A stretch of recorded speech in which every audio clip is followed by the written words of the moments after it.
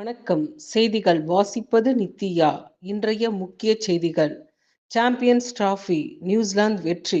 Champions trophy தொடரின் முதல் போட்டியில் பாகிஸ்தானை வீழ்த்தியது நியூசிலாந்து. முதலில் ஆடிய நியூசிலாந்து அணி 50 ஓவர்களில் 5 விக்கெட் இழப்புக்கு 320 ரன்களை எடுத்தது. பாகிஸ்தான் அணி 47.2 ஓவரில் அனைத்து விக்கெட்டுகளையும் இழந்து 260 ரன்கள் எடுத்து தோல்வியடைந்தது. நில ஒதுக்கீடு வழக்கு கர்நாடக முதலமைச்சர் விடுவிப்பு.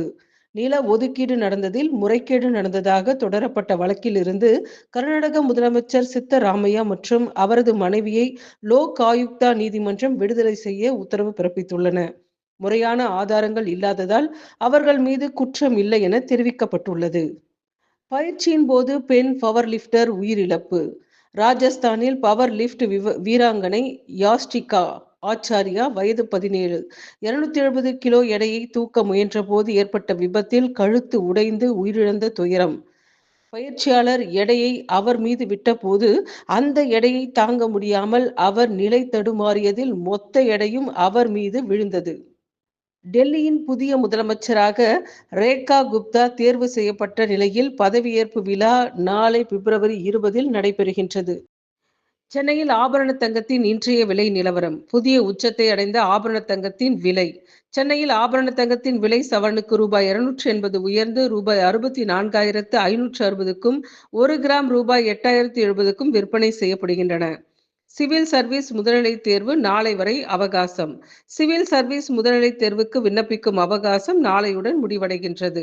மே 25ஆம் தேதி நடைபெற உள்ள முதுநிலை தேர்வுக்கு upsc.gov.in என்னும் வலைத்தளத்தில் விண்ணப்பிக்கலாம்.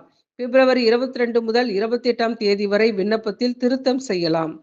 கொசுவை பிடித்து தந்தால் சன்மானம். பிலிப்பைன்ஸில் கொசுவை உயிருடனோ அல்லது கொன்றோ தந்தால் சன்மானம் வழங்கப்படும் என அறிவிக்கப்பட்டுள்ளது. பொதுமக்கள் கொசுவை உயிருடனோ கொன்றோ கொண்டு வந்து தந்தால் 5 கொசுக்கு ரூபாய் 1.50 வழங்கப்படும்.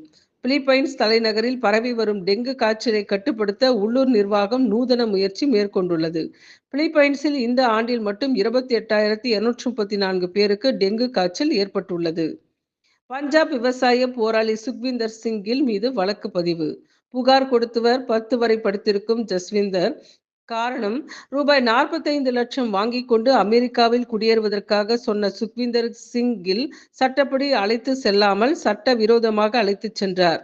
அங்கே அமெரிக்க அரசிடம் பிடிபட்ட ஜஸ்விந்தர் மீண்டும் பாரதம் திருப்பி அனுப்பப்பட்டார். தான் செலவழித்த 45 லட்சத்தை வாங்கி தருமாறு வழக்கு பதிந்திருக்கிறார். விவசாய போராளி சுக்விந்தர் சிங் கில் ஒரு இமிகிரேஷன் சேவையும் செய்து வருகிறாராம். டெல்லியின் புதிய முதலமைச்சராக ரேகா குப்தா தேர்வு செய்யப்பட்ட நிலையில் பதவியேற்பு விழா இன்று நடைபெறுகின்றது. டெல்லி முதல்வராக தேர்வாகியுள்ள 50 வயது ரேகா குப்தா ஹரியானாவில் பிறந்தவராவார்.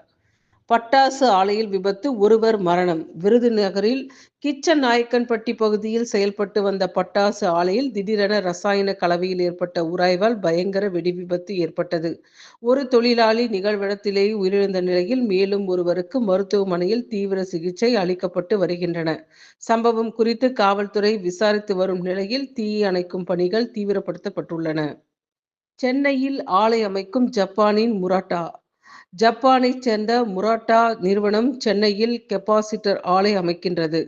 இந்த ஆலையில் பல அடுக்கு செராமிக் கெப்பாசிட்டர்கள் தயாரிக்கப்பட உள்ளன. ஓராண்டாக நடந்த பேச்சுவார்த்தைக்கு பயன் கிடைத்துள்ளது.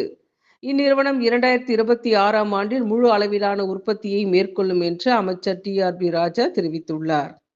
ஒரே நாளில் 12 பாலியல் வன்கொடுமை சம்பவங்கள். EPS கண்டனம். தமிழ்நாட்டில் நேற்று ஒரே நாளில் 12 பாலியல் வன்கொடுமை சம்பவங்கள் அரங்கேறி உள்ளதாக செய்திகள் வருகின்றன. ஸ்டாலின் மாடல் ஆட்சியின் பங்காளர்கள் அனைவரும் வெட்கி தலைகுனிய வேண்டிய தருணம் இது என்று தெரிவித்துள்ளார். சங்க காலம் முதலே பெண்ணினத்தை போற்றி பாதுகாத்து வந்த தமிழக வரலாற்றில் இது போன்ற கருப்பு நாட்கள் தொடர் கதையாவது மிகவும் வருத்தத்திற்கும் கண்டனத்திற்கும் உரியது. பயங்கரவாதிகள் ஆட்சி நடக்கும் நாடுகளில் கூட இத்தகைய கொடூரம் நடந்ததில்லை என எண்ணும் அளவு இந்த ஸ்டாலின் மாடல் ஆட்சி நடந்து வருகின்றது. திமுக ஆட்சி நீடித்து கொண்டிருக்கும் ஒவ்வொரு நாளும் பெண்களுக்கு அச்சுறுத்தலான நிலைதான் தொடர்கின்றது. இனியாவது ஸ்டாலின் மாடல் அரசு விழித்து கொண்டு பெண்களுக்கான பாதுகாப்பை உறுதி செய்ய வலியுறுத்துகிறேன் என்று எதிர்க்கட்சித் தலைவர் எடப்பாடி பழனிசாமி கருத்து தெரிவித்துள்ளார். 90% வாக்குறுதிகள் நிறைவேற்றம்.